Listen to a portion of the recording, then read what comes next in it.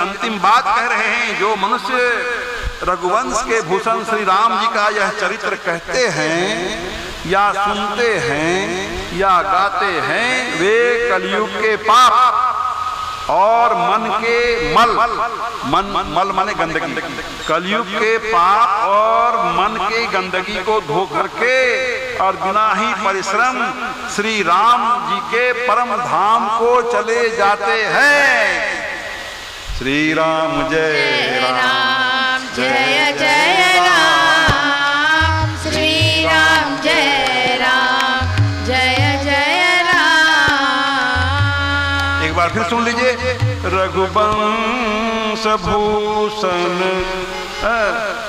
चरित यह नर कहि सुनहि जय गावहि, कहि सुनहि जय गावहि, कहि सुनहि जय गावहि।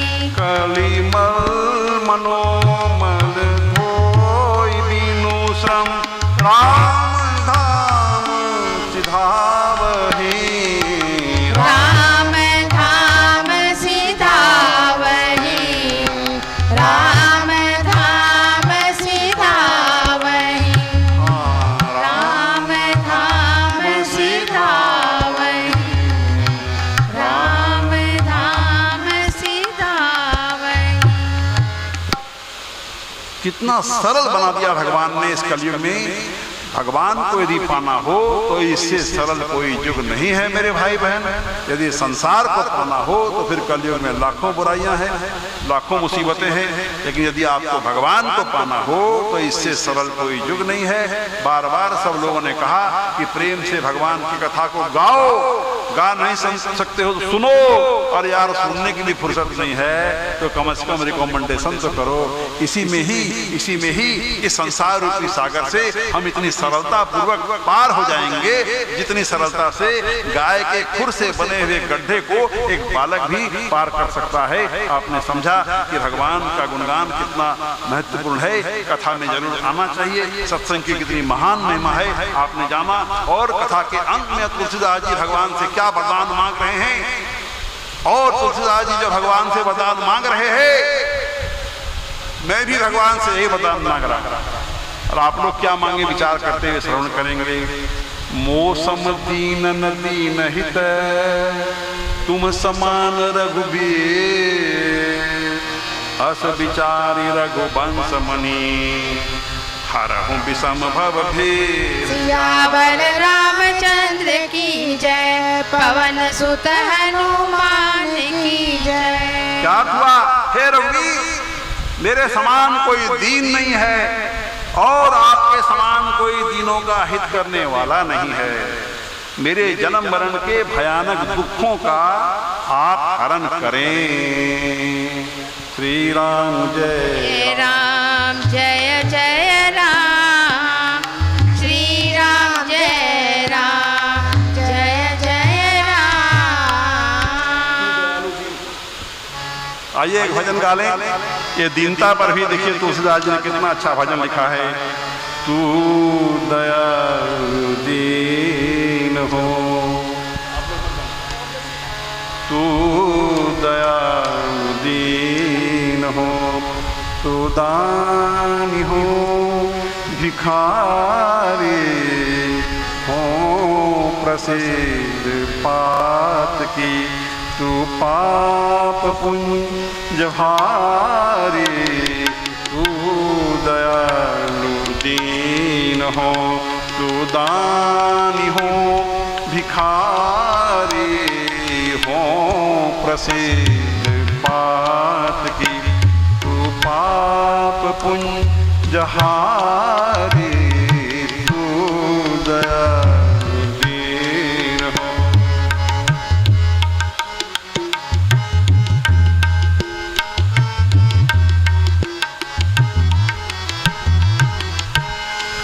नाथ तू अनाथ को अनाथ कौन मोसो, नाथ तू अनाथ को अनाथ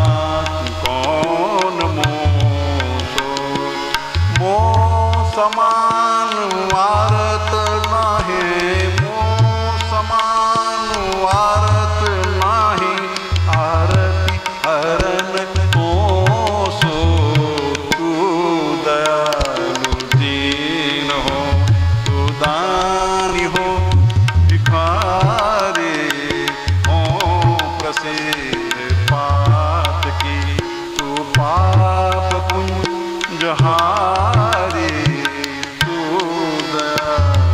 दीन हो।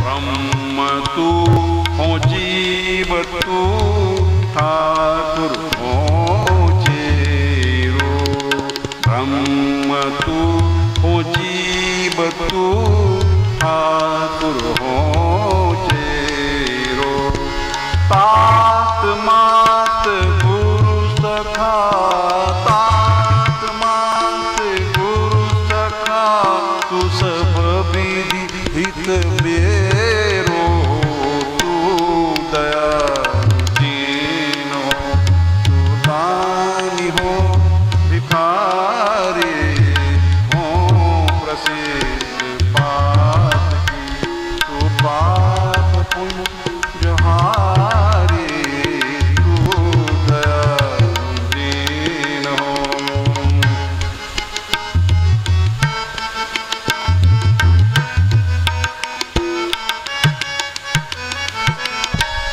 तो ही मोही नाते अनेक मानिए जो भावे, तो ही मोही नाते अनेक मानिए जो भावे, जो जो तुलसी कृपाल, जो जो तुलसी कृपाल, चरण शरण पावे, तू दयालु दीन हो, तू दानी हो भिखारी हो, प्रसिद्ध पात की तू पाप पुंज हारी, तू दयालु दीन हो। बोलिए सियावर रामचंद्र भगवान की जय।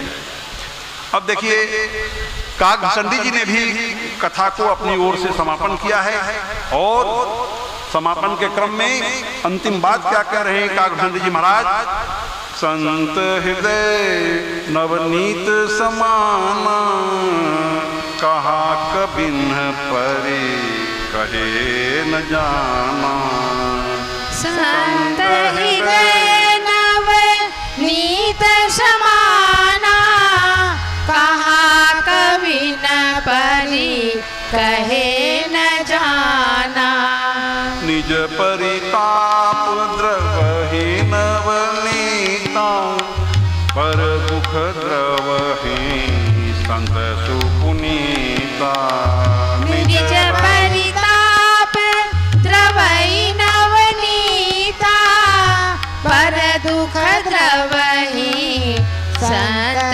सुपुनीता। श्री राम जय राम, जय जय राम, श्री राम जय राम, जय जय राम। तो यहाँ काकभूषणी जी और गरुड़ जी के संवाद का समापन हो रहा है। गरुड़ जी महाराज कह रहे हैं काकभूषणी जी से कि संत हृदय नवनीत समाना, संतों का हृदय जो है मक्खन के समान कोमल होता है, ऐसा कवियों ने कहा तो जरूर है, लेकिन सही बात उनको कहना नहीं आई। क्यों? क्योंकि जब मक्खन को स्वयं को हीट मिलता है, ताप मिलता है, तो मक्खन पिघलता है। निज परिताप द्रवहि नवनीता, नवनीता माने मक्खन, तो मक्खन को जब स्वयं को ताप मिलता है तो मक्खन पिघलता है। लेकिन संतों का हृदय तो इतना अधिक कोमल होता है कि दूसरों के दुख से भी और संतों का हृदय पिघल जाता है। इसलिए संतों का हृदय जो है मक्खन से भी ज्यादा कोमल है। इस तरह से लंबा संवाद हुआ, मैंने बड़े संक्षेप में और इस संवाद का भी समापन किया। और देखिए तुलसीदास जी ने जगह जगह मन से भी अपना संवाद किया है। और ऋषि याज्ञवल्क्य जी और भरद्वाज जी का जो संवाद हुआ उसका भी समापन इस तरह से हुआ। याज्ञवल्क्य जी इस तरह से कहते हैं, राम उपासक जे जग माहि, एहि सम प्रिय तिन के कछु नाहि। राम उपासक जे जग माहि, एहि सम प्रिय तिन के कछु नाहि। रघुपति कृपा जथामति गावा, मैं यह पावन चरित सुहावा। रघुपति कृपा जथामति गावा, मैं यह पावन चरित सुहावा।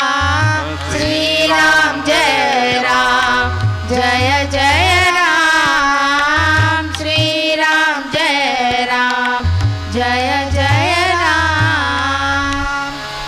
आइए अब जो कथा बीच में मैंने बताया था कि अंत के लिए छोड़ रखा हूं, जो रामचरितमानस का सार है, आइए उस कथा को हम और आप श्रवण करें। 35-40 मिनट और धैर्य बनाए रखिएगा। संपूर्ण रामचरितमानस का सार है। जिन लोगों ने 8 दिन कथा नहीं भी सुनी है, मान लीजिए, यदि इस सार को आप सुन लोगे तो शायद संपूर्ण राम कथा का निचोड़ आपको मिलने वाला है। इसलिए रामचरितमानस का ये सार प्रसंग को कृपया जरूर आप सुने। देखिए, रघुनाथ जी ने, राम जी ने अपने प्रजाजनों को नाना प्रकार का उपदेश दिया है इस प्रसंग में। और यह प्रसंग रामचरितमानस में श्री राम गीता पुरजनोपदेश के नाम से बड़ा प्रसिद्ध प्रसंग है। राम राजा बन चुके हैं अयोध्या के, और एक बार राम जी ने अपने प्रजाजनों की भलाई के लिए उनको नाना प्रकार का उपदेश दिया था। और याद करें, त्रेता युग में राम हुए थे। त्रेता युग में उन्होंने अपने प्रजाजनों की भलाई के लिए उपदेश दिया था। लेकिन संपूर्ण कथा सुनने के बाद आपको यकीन होगा, आप इस बात को मानोगे कि त्रेता युग में जितना प्रासंगिक यह उपदेश रहा होगा, लेकिन आज कलयुग में भी, और ये बहुत प्रासंगिक प्रसंग है। इसलिए रामचरित ने जो, राम जी ने जो अपने प्रजाजनों को उपदेश दिया था, वो उपदेश का लाभ हम और आप इस कलयुग में भी उठा सकते हैं। इसलिए बड़े ध्यान से इसको सुनिएगा मेरे भाई बहन। और ये रामचरितमानस के उत्तरकांड में यह प्रसंग इस पंक्ति से प्रारंभ होता है।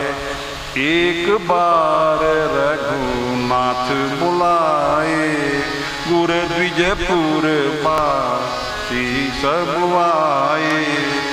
एक बार रघुनाथ बुलाए, गुर द्विजपुर वासी सब आए।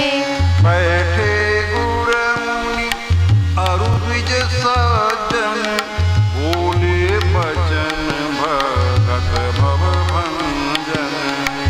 बैठे गुर मुनि अरु द्विज सज्जन, बोले वचन भगत भव भंजन। श्री राम जय राम जय जय राम, श्री राम जय राम जय जय राम।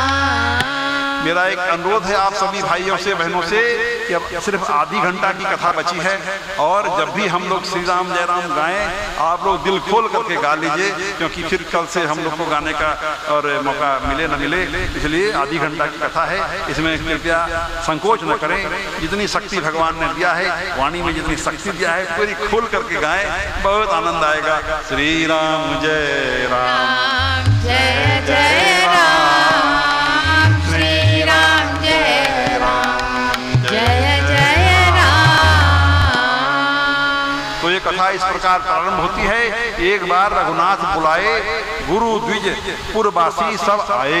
उनके निमंत्रण पर समस्त अयोध्यावासी एकत्रित हुए हैं उनके दरबार में, और गुरु वशिष्ठ जी भी आए हैं। जितने भी संत महात्मा हैं, ब्राह्मण हैं, नर नारी हैं, सभी लोग उनके दरबार में उनके बुलाने पर आए। सबों ने अपना अपना स्थान ग्रहण किया, और भगवान ने अपना उपदेश प्रारंभ करने से पहले ही यह कह दिया कि आप ये मत समझना कि मैं आपका राजा हूँ, और मैं जो कोई भी बात बोलने वाला हूँ, आप ये मत समझना कि राजा क्या है, कोई राजा की आज्ञा नहीं है। आपको मेरी बात बात जचे, पसंद हो तो मानिएगा, और आपको मेरी बात पसंद नहीं हो तो मत मानिएगा। राम जी ने क्लैरिफाई कर दिया, पहले ही सफाई दे दिया और सबको निश्चिंत कर दिया कि आपको जचे, पसंद आए मेरी बात तो मानिएगा। और देखिए, इस महान प्रसंग को मैं 9 भागों में बांट के सुनाता हूँ, जिससे कि ये महान प्रसंग हमको आपको सरलता पूर्वक समझ में आवे। तो ये प्रथम भाग में, और भगवान ने निमंत्रण दिया, सबको आश्वस्त कर दिया कि आप लोग को पसंद आवे तो मानिएगा। और अपना उपदेश प्रसंग के दूसरे भाग से अब भगवान प्रारंभ कर रहे हैं। क्या उपदेश? पहला उपदेश भगवान ने दिया, बड़े भाग मानुष तन पावा, सुर दुर्लभ सब ग्रंथ ही गावा। बड़े भाग मानुष तन पावा, सुर दुर्लभ सब ग्रंथ ही गावा। साधन धाम मोक्ष करि द्वारा, आय न जेई पर लोक सवारा। साधन धाम मोक्ष करि द्वारा, पाई न जेहि पर लोक सवारा।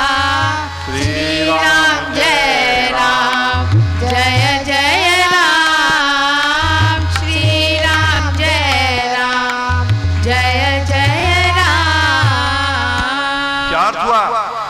राम जी कह रहे हैं कि बड़े भाग मानुष तन पावा।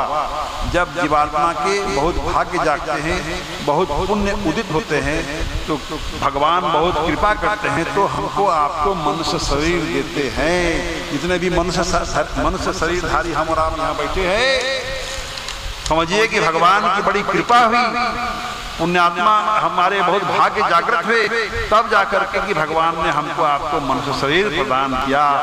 और यह मनुष्य शरीर जो है देवताओं को भी दुर्लभ है, सुर दुर्लभ सब ग्रंथ ही गावा। राम जी कहते हैं, सिर्फ मैं ही नहीं कह रहा, जितने भी हमारे महान धर्म ग्रंथ हैं, वेद पुराण उपनिषद आदि हैं, सभी ग्रंथों में भी ये बात लिखा है क्या, कि बड़े भाग मानुष तन पावा।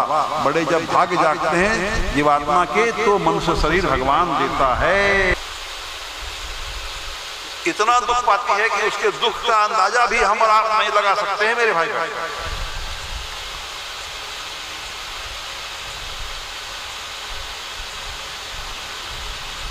लेकिन उतना दुख पाने के बाद भी और उस जीवात्मा को अपनी गलती समझ में नहीं आती है कि मैंने कोई भक्ति नहीं किया, भगवान से प्रेम नहीं किया, मैंने अच्छे कर्म नहीं किए, मैंने खोटे कर्म किए, उसको नहीं समझ में आता है। और वो क्या बोलता है, वो क्या सोचता है, काल ही कर्म ही ईश्वर ही मिथ्या दोष लगा।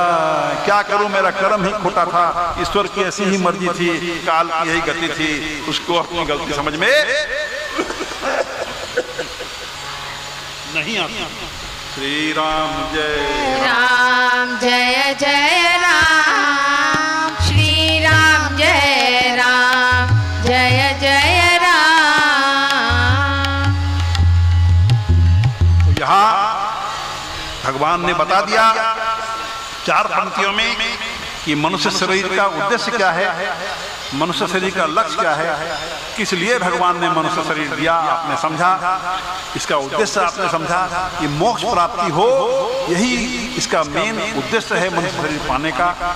और यदि इतनी दूर तक की बात आपको समझ में आ गई, तो देखिए भगवान अब आगे क्या कह रहे हैं। एहि तन कर फल विषयन भाई, स्वर्ग हूँ स्वल्प अंत दुखदाई। एहि तन कर फल विषयन भाई, स्वर्ग स्वल्प अंत सुखदाई। श्री राम जय राम, जय जय राम। श्री राम जय राम, जय जय राम। अब राम जी कहते हैं अपने प्रजाजनों को कि ये जो मनुष्य शरीर मिला है, ये विषय भोगों के लिए नहीं दिया भगवान ने। आज हम और आप क्या, हम लोगों की क्या दशा है, खाली सुख प्राप्ति के पीछे हम और आप सारा जिंदगी दौड़ते रहते हैं। सारा जीवन हम और आप परेशान हैं कि कैसे न कैसे इस शरीर को अधिक से अधिक सुख दें। एयर कंडीशन गाड़ी चाहिए, एयर कंडीशन बंगला चाहिए, इतना बैंक बैलेंस हो जाएगा तब मैं सुखी होऊंगा। आदमी सारा जिंदगी सुख के पीछे दौड़ते दौड़ते ही बिता देता है और एक दिन जय जय सिया राम उसका हो जाता है, लेकिन भोगों से तृप्ति उसकी कभी नहीं होती है।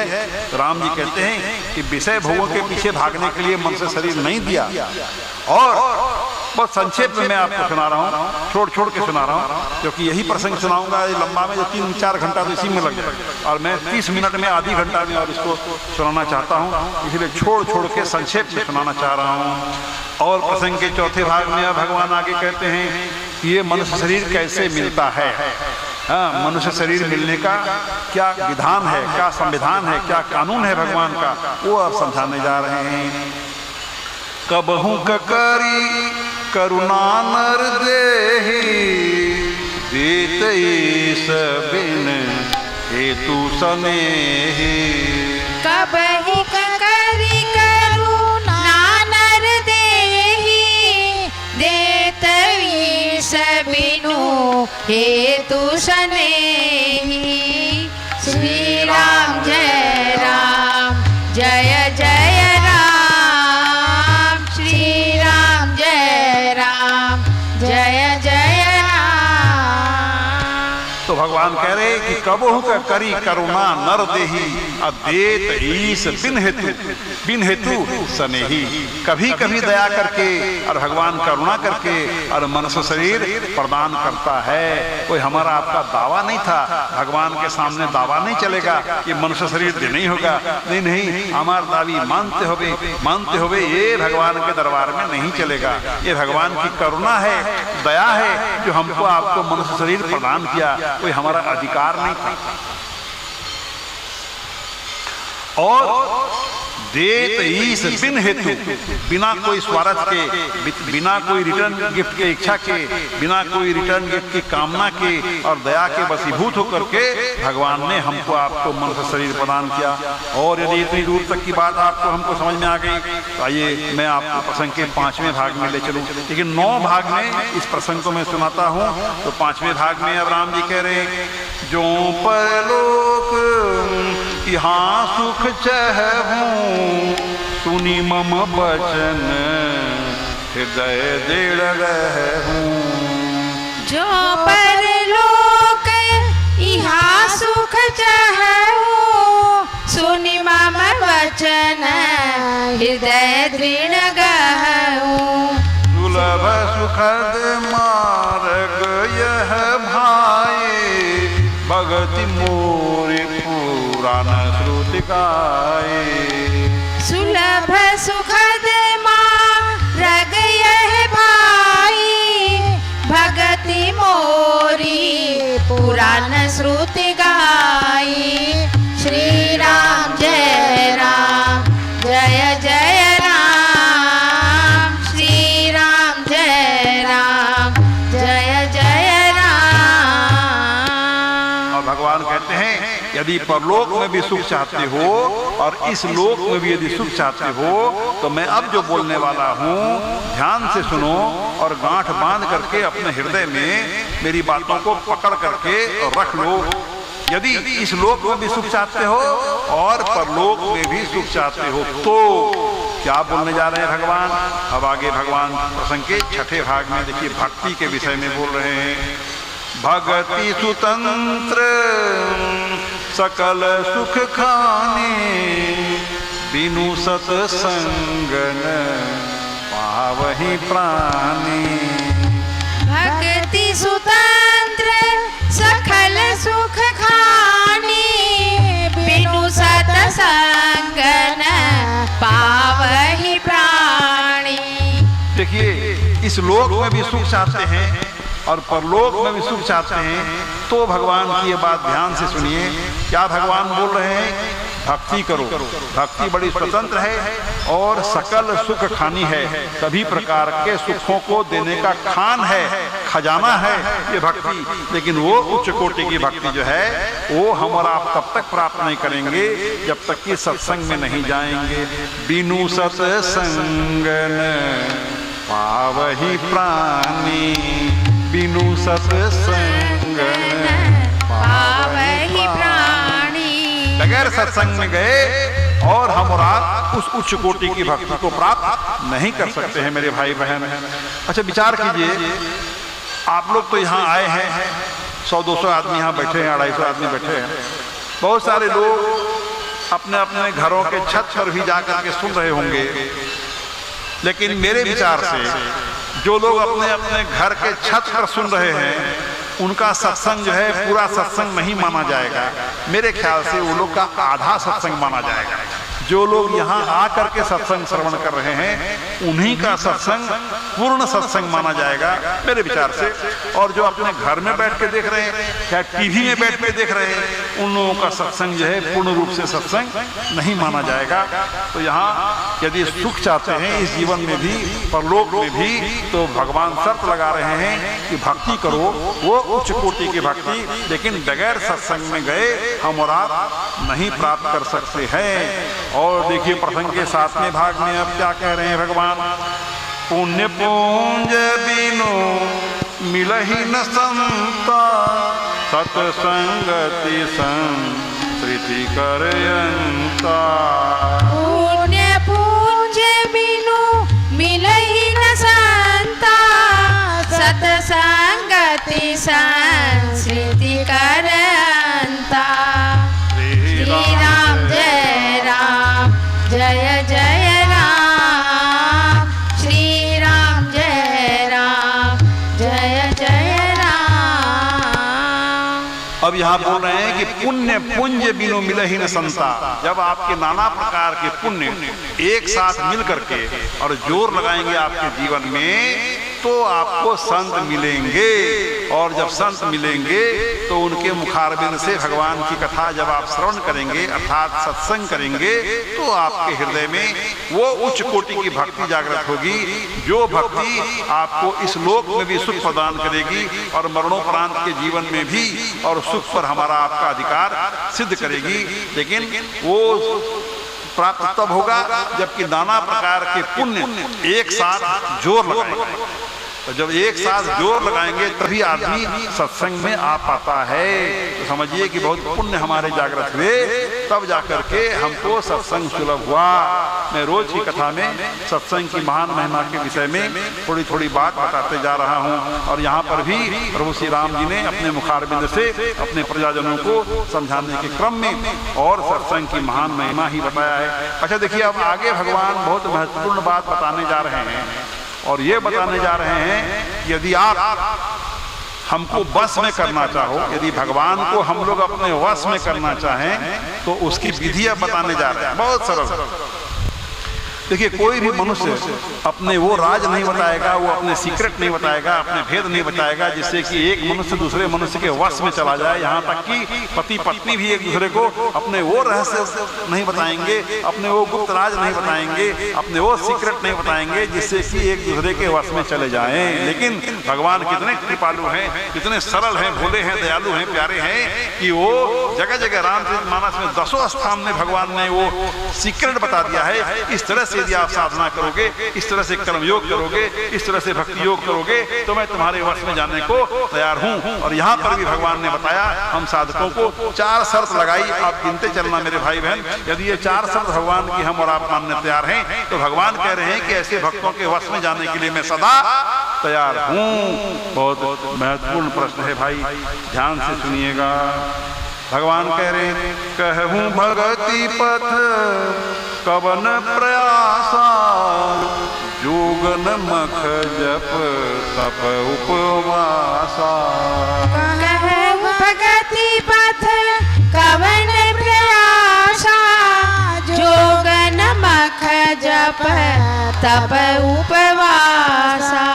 सरल सुभावना मन कुटिलाए, यथा लाभ संतोष सदाए। सरल सुभावना मन कुटिलाई,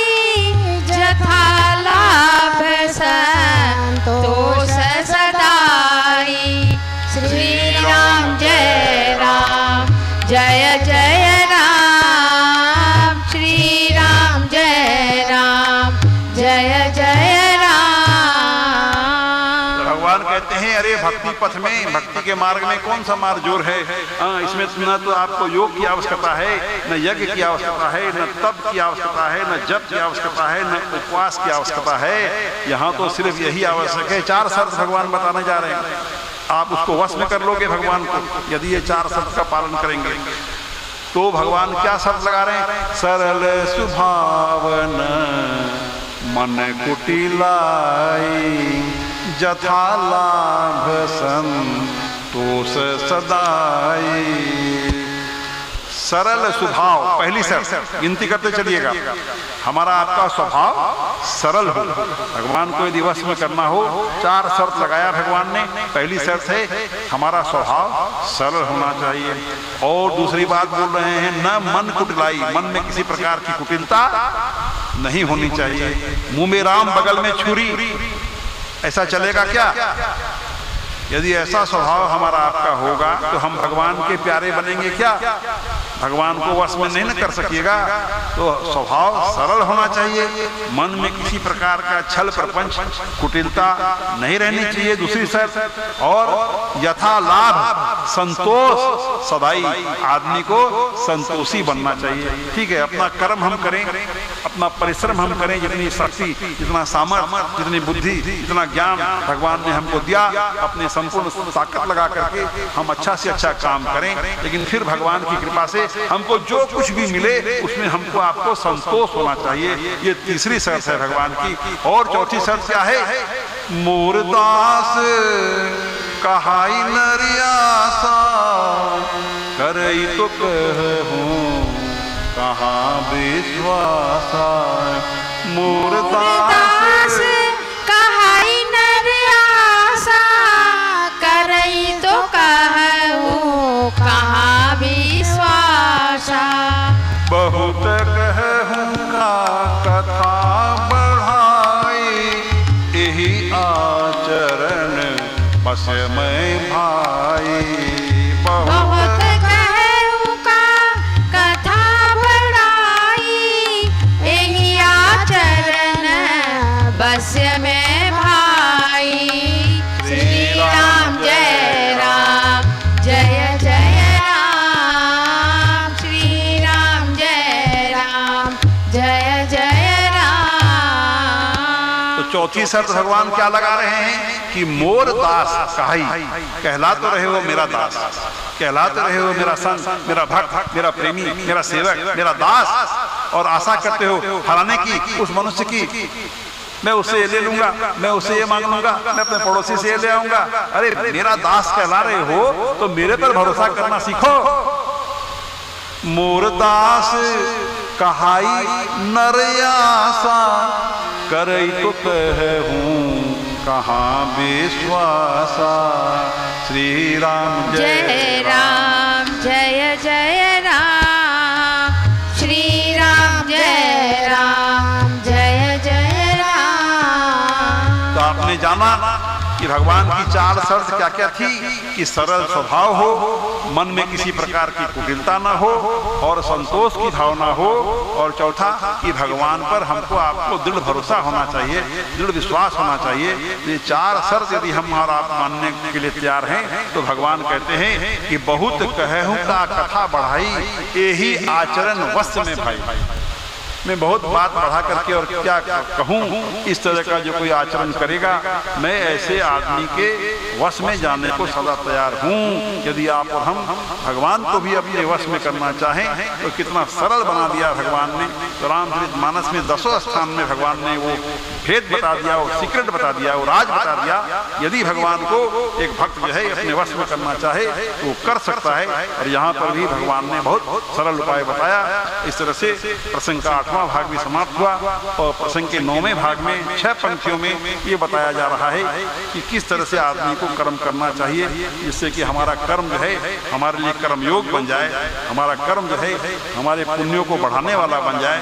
क्योंकि आपने पहले ही जाना कि नाना प्रकार से पुण्य हम जो आप करेंगे और सारे पुण्य मिल करके एक साथ जोर मारेंगे तो हमारे जीवन में संत आएंगे तो सत्संग सुनने को मिलेगा। और सत्संग में सुनी हुई बातों को यदि हम आचरण में व्यवहार दरबार में उतारेंगे तो हमारे हृदय की भक्ति जागृत होगी, वो उच्च कोटि की भक्ति जिससे कि भगवान भी हमारे वश में हो जाएंगे और जन्म मरण के चक्र से भी हमारा छुटकारा हो जाएगा। तो यहाँ बहुत सारी बातें 6 पंक्तियों में कहा है, लेकिन मैं एक पंक्ति बता करके और कथा को आगे ले चलूंगा। हमारे संत महात्माओं ने क्या कहा है, एक लाइन में कर्मयोग, संतों ने एक लाइन में कर्मयोग इस तरह से बताया, कर से काम करो विधि नाना, मन राखियो जह कृपा निधाना। कर से काम करो विधि नाना, मन राखियो जह कृपा निधाना। श्री राम जय राम जय जय राम, श्री राम जय राम जय जय राम। इस तरह से यदि हम कर्म करेंगे तो हमारा पुण्य बढ़ते जाएगा, और जब पुण्य एक साथ मिलकर के जोर मारेंगे तो हमारे आपके जीवन में संत आएंगे और उनके मुखारबिंद से हम सत्संग का श्रवण करेंगे तो हमारे भीतर की भक्ति जागृत होगी, वो उच्च कोटि की भक्ति जो हमको हर एक प्रकार का सुख देने वाली है। इस लोक में भी हमको आपको सुख देगी और मरणोपरांत के जीवन में भी सुख पर हमारा आपका अधिकार सिद्ध करेगी, और यहाँ तक कि जन्म मरण के चक्र से भी और छुटकारा दिला देगी। वो उच्च कोटि की भक्ति हम प्राप्त करेंगे, लेकिन शर्त क्या है कि नाना प्रकार के अच्छे काम हम करें, अपने कर्तव्यों का पालन करें, निष्ठापूर्वक करें और भगवान को याद करते हुए और ईमानदारी से और अपना काम हम करें, तो इस तरह की घटना हमारे जीवन में भी घट सकती है। इस तरह से भगवान ने संक्षेप में अपना उपदेश यहाँ समाप्त किया। अब अयोध्या वासियों ने धन्यवाद दिया है भगवान को कि असी सिख तुम बिनु देन को, मातु पिता स्वारथ रथ ओ। असी सिख तुम बिनु देन को, मात पिता स्वारथ रथ ओ। श्री राम जय राम जय जय राम, श्री राम जय राम जय जय राम। हे भगवान, आज आपने बड़ी अद्भुत शिक्षा दिया, आपने बड़ी अनमोल शिक्षा दिया। आपने यह शिक्षा दिया कि मनुष्य जीवन का उद्देश्य क्या है, मनुष्य जीवन का लक्ष्य क्या है, और उस लक्ष्य की प्राप्ति का उपाय भी आपने बताया। और आप आज आपने जो शिक्षा दिया, ऐसी उत्तम शिक्षा तो माँ बाप भी नहीं दे सकते हैं। क्यों? क्योंकि माँ बाप की शिक्षाओं में भी और कहीं न कहीं कुछ न कुछ स्वार्थ रहता ही है। इसलिए आपने तो स्वार्थ रहित शिक्षा दिया, लेकिन माँ बाप भी इतनी उत्तम शिक्षा नहीं दे सकते। अच्छा, विचार कीजिए, क्या स्वार्थ रहता है माँ बाप का अपने बच्चों के प्रति? क्या स्वार्थ रहता है? ये स्वार्थ तो रहता है ना कि जब हम बूढ़े होंगे, बेटा जवान होगा, हमारे बुढ़ापे का लाठी होगा। ये स्वार्थ रहता है कि रहता है? इतना स्वार्थ रहता है। लेकिन अयोध्यावासी कह रहे हैं कि हे भगवान, आपने जो आज शिक्षा दिया, आपका कोई स्वार्थ नहीं है, कहीं कोई भी स्वार्थ आपका नहीं है। और अयोध्यावासी ये भी कर रहे हैं, स्वार्थ मीत सकल जग माही, सपने हूँ प्रभु पर मारथ नाही। स्वार्थ मीत सकल जग माही, सपने हूँ प्रभु पर मारथ नाही। श्री राम जय राम जय जय राम, श्री राम जय राम जय जय राम। कितनी प्रैक्टिकल बात अयोध्या वासियों ने कह दिया यहाँ कि स्वार्थ मीत सकल जग माही। सारे दुनिया में सब लोग स्वार्थ के मित्र हैं। यदि आपसे हमको स्वार्थ नहीं होगा तो न हम आपको पूछेंगे ना आप हमको पूछिए। सब लोग हम लोग स्वार्थ के बंधन में बंधे हुए हैं। ये अयोध्या वासी कह रहे हैं, स्वार्थ मीत सकल जग माही। सारे दुनिया में सब लोग स्वार्थ के मित्र हैं, लेकिन वैसे ही लोग बगैर स्वार्थ के हैं। बगैर स्वार्थ के उत्तम शिक्षा देंगे जो आपके संत हैं, जो आपके भक्त हैं, जो आपके प्रेमी हैं, जो आपके दास हैं, जो आपके सेवक हैं। हेतु रहित जग जुग उपकारी तुम तुम्हार सेवक सुरारी। हेतु रहित जग जुग उपकारी तुम तुम्हार सेवक सुरारी। श्री राम जय जय राम, श्री राम जय जय राम। बिना स्वार्थ के सिर्फ दो लोग हैं जो कि दुनिया में दूसरे का भला करते हैं। बिना स्वार्थ के सिर्फ दो लोग। कौन दो लोग? एक तो भगवान आप स्वयं।